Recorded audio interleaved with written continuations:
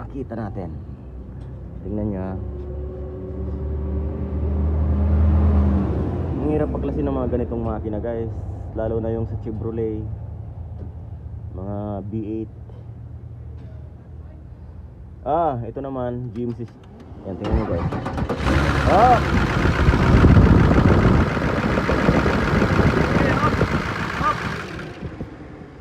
Yan guys, hindi yan normal. Pwedeng high pressure pump ang problema, or pwedeng suction control valve. Ayan sa ilalim. Una nating tatanggalin yung suction control valve guys. Ayan. Titingnan natin kung okay pa yan. Pag hindi, palit yan. Ang lakas ng return leak nya guys dito sa high pressure pump. Ayan. Sarap pa daw pe.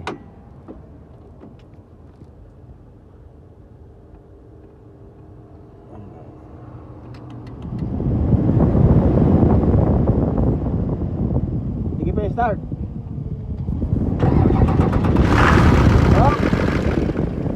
Hindi yan normal guys.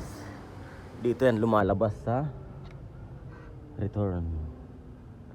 Tapos pag binaklas mo rin ito, yung pinapasukan ng return ng injectors, ang lakas din ng pressure doon, nakala mo injectors pero hindi.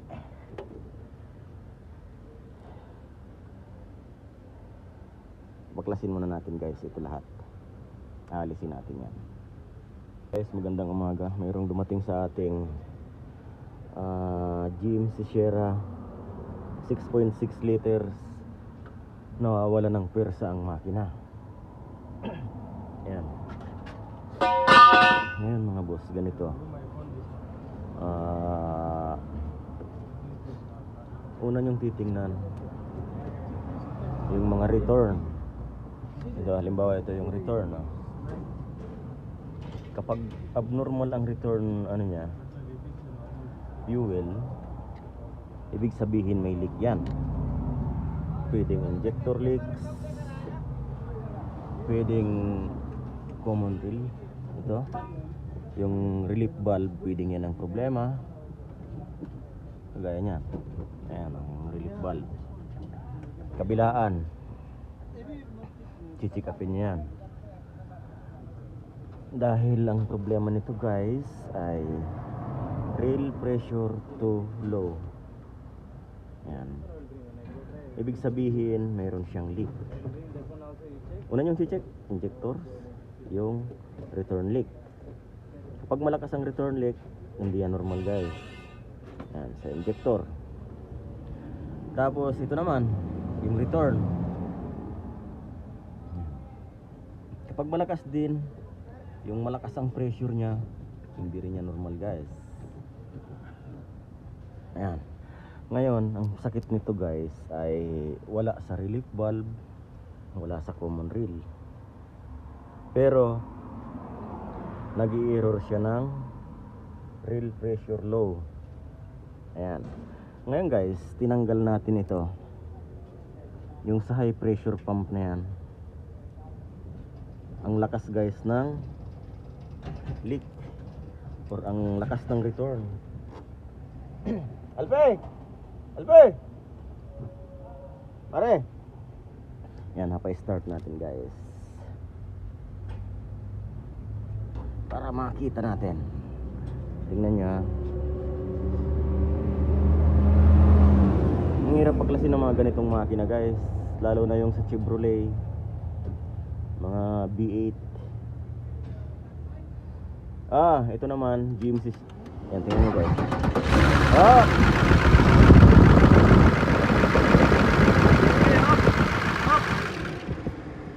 Yan guys, hindi yan normal. Pwedeng high pressure pump ang problema, or pwedeng suction control valve. Ayan sa ilalim. Una nating tatanggalin yung suction control valve guys. Ayan. Titingnan natin kung okay pa yan. Pag hindi, ipapalit yan. Ang lakas ng return leak nya guys dito sa high pressure pump. Ayan. Sarap pa daw pe.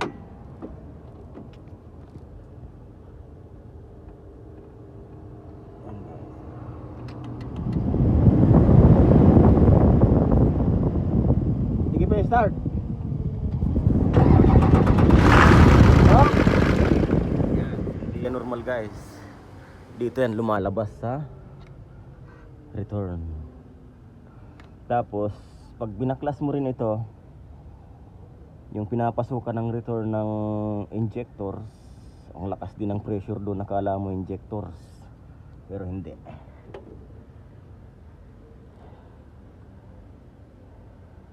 Baklasin muna natin guys ito lahat. Aalisin natin yan. Ito na nga pala guys yung suction control valve ng Duramax 6.6 liter diesel. Ayan. Papalitan natin ito. Napakahirap tanggalin guys kasi dikit na dikit yung o-ring. Talagang sikwatan. Pinahirapan tayo magsikwat. Ayan. Papalitan natin ito guys ng bago.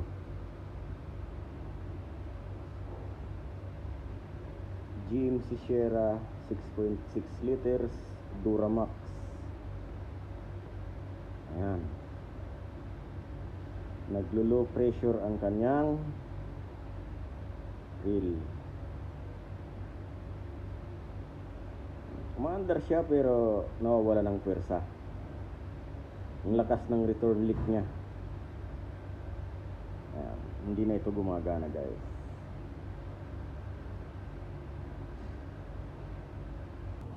Ito na siya. Ayan.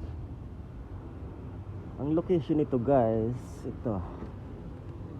Nandito yung high pressure pump. Ayan. Nasa gitna ng anong tawag nun? Dalawang cylinder head. Ayan. Ito siya. Kapag magbabaklas kayo guys ng high pressure pump, tatanggalin nyo ang water pump dahil meron niyang timing, meron niyang gear timing. Palitan natin ito. Tapos kapag hindi nawala guys ang malakas na pressure leak dito, obligado tayong baklasin ang high pressure pump at papalitan natin yan. Ayan. Dahil baka sira na yung nasa loob or may mga leak na rin siya dyan sa loob, kaya nawawala ng pressure ang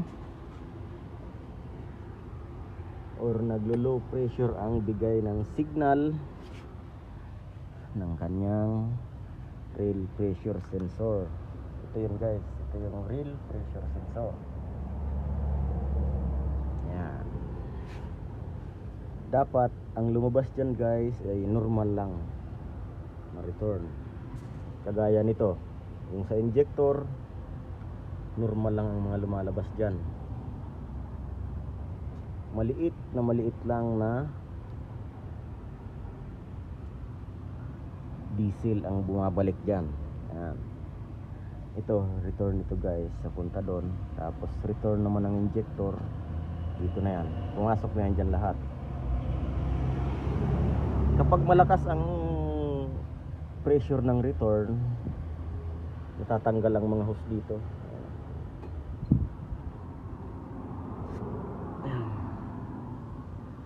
Ayan siya guys. Hirap pinalisin. Dalawa ang thermostat. Ayan. Tapos guys, may isa pa na dapat nating alamin. Itong inlet ng fuel galing dyan sa fuel pump. Yan. yung papasok dito sa high pressure pump, titingnan nyo rin yung hose or pipe. Alam niyo kung bakit? Minsan guys, nayuyupi na yan or lumiliit na yung butas kapag umihigop ang high pressure pump. Nayuyupi siya sa sobrang tagal. Isa pa yan sa mga nagbibigay ng low pressure. At isa pa yan sa mga nagbibigay bangungot sa mga mekaniko. Yan. Ito yung return, ito yung papasok. Suction control valve. Ayan. Ito siya guys.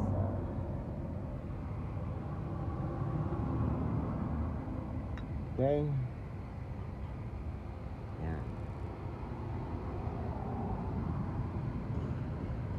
Yan ang mga dapat nating titingnan.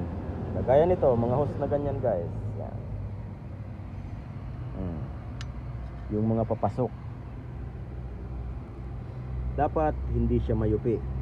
Dahil pag nayupi, isa rin yan sa mga bangungot nating mga mekaniko. Katulad ng ganito guys. Yan. Tingnan nyo, nayuyupi na siya. Ayan. Ito return nito guys. Dito ito nakakabit to. Papalitan na natin yan dahil baka masira na din. Mahirap na magkalik. Guys, ito na yung bagong suction pressure control valve ng GMC Sierra Duramax. Ayan, kakabit natin to guys. At itutuloy na natin ang trabaho doon. Yan guys, magandang hapon. Ito na nga pala yung ating GMC Sierra Duramax na naglo-low pressure ang... Yan guys, ito na nga pala yung ating GMC Sierra Duramax 3500. Ang problema nito, yung suction control valve ay anong tawag doon, hindi na siya masyadong nagsasara. Yan. Ang lakas na ng return leak niya. Ngayon, pinalitan natin ng bago. Ito na siya ngayon guys, yung kanyang reading.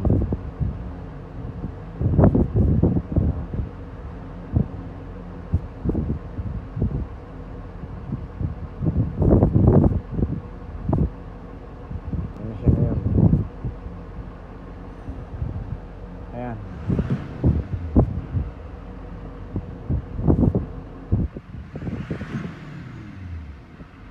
Nag-over siya guys pag nagpupula.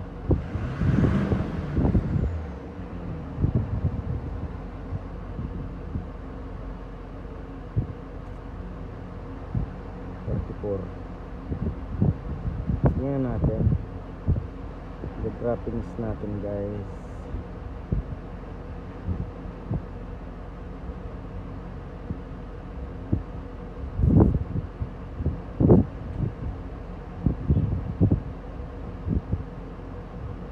Ayan,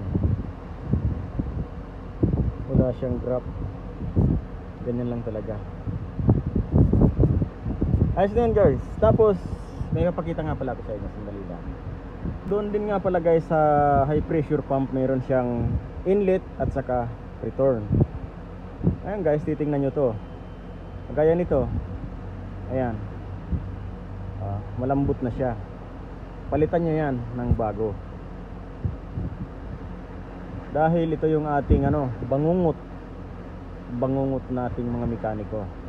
Ayan, yung fuel rail pressure low. Yan ay malaking bangungot para sa atin guys. Palitan nyo rin yan. Tapos pero siguraduhin nyo muna yung suction valve, or basta nakikita nyo rin naman yan. Titingnan nyo yung mga sira ng fuel line.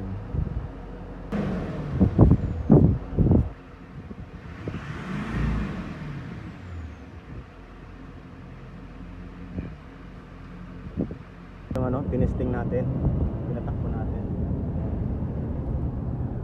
Tapos maganda na siya mag-shifting. Nung naglo-low pressure siya guys, hindi siya nag-shifting. Nag-shifting naman, kaya lang iba ang ano niya, abnormal. Ayan. Maganda na ng kanyang pressure guys. Doon tayo sa labas, gagawa ng video para makita natin. Try i-press.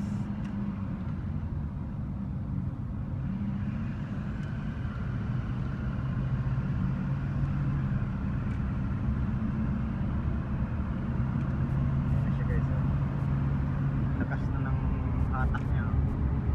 Umaangat na siya. Dati wala. I-press, press. Yan, okay. Tuloy na guys. Maganda na ang hatak. Yan.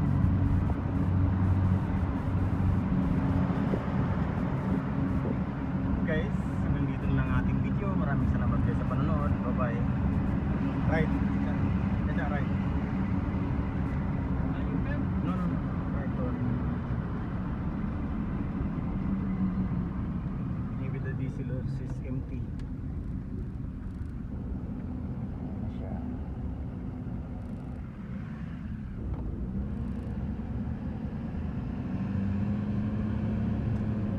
Little smoke, diesel, This one. and This is natural. diesel. Try give revolution. Try give speed. Ha? Speed.